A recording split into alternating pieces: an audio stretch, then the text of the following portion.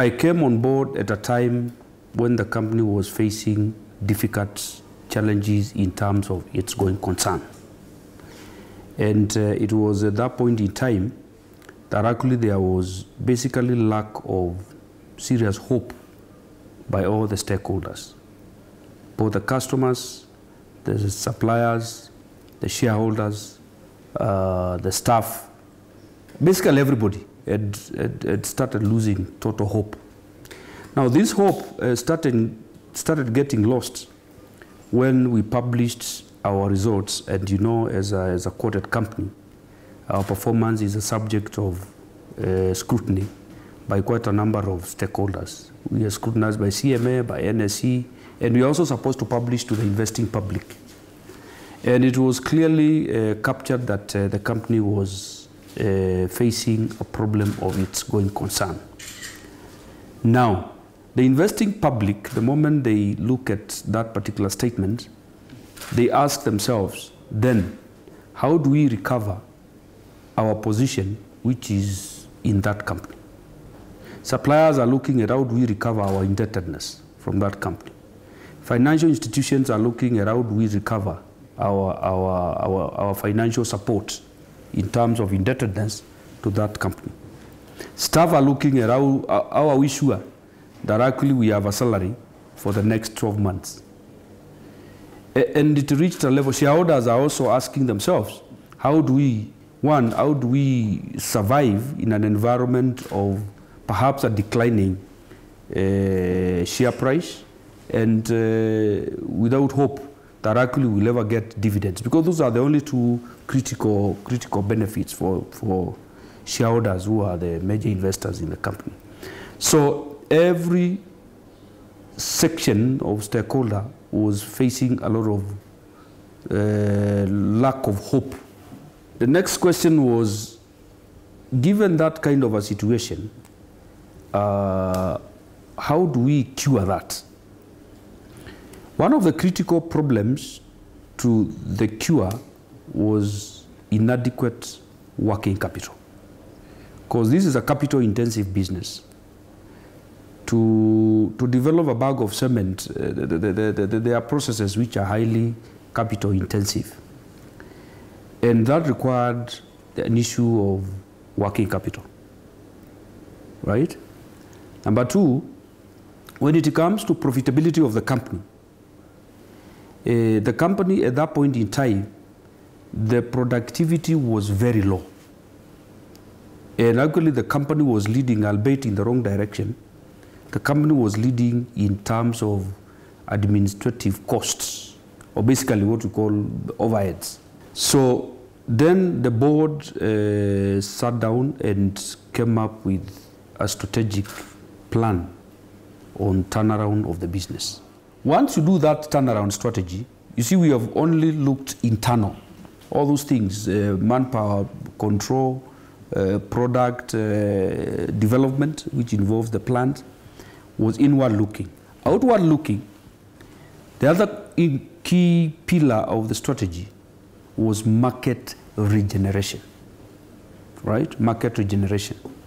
It had reached a point where I have just mentioned that the market share had dropped significantly from as high as 37% to as low as 2%.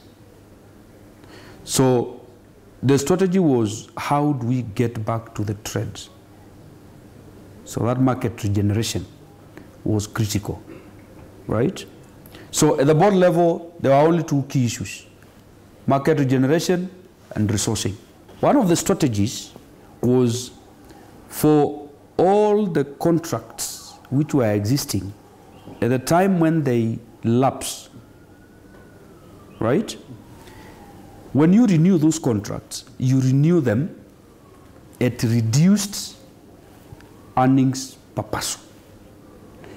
And the board, together with management, came up with a revised establishment in terms of organization structure and a revised salary structure, which was to mirror the current productivity level, so that the company can set a base so that any growth in productivity is mirrored with any growth in staff cost.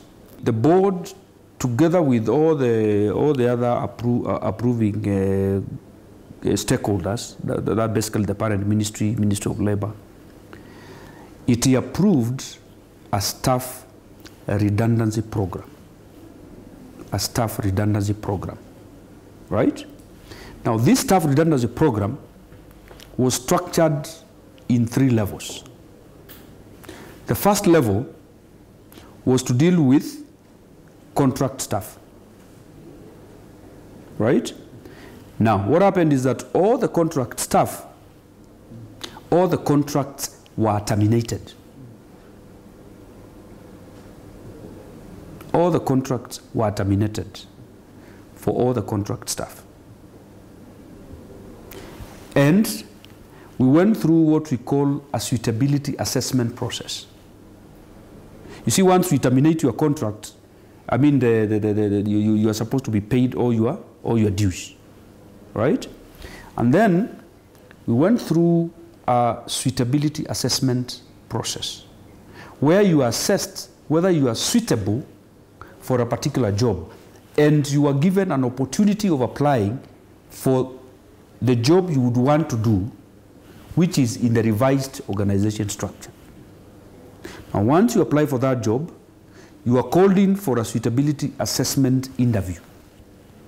And we had committees both at the board level and at management level, depending on the grades.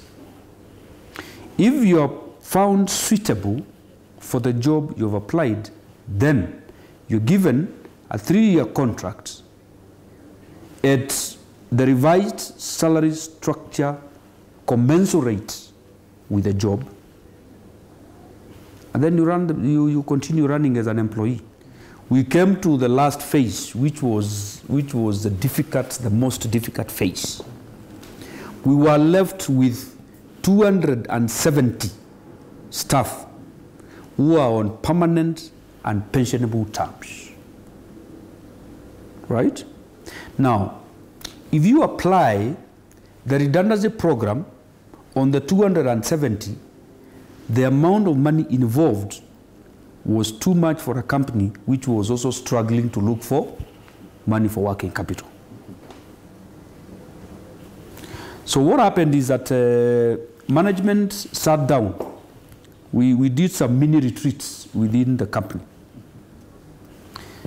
And we designed what we call a modified redundancy program.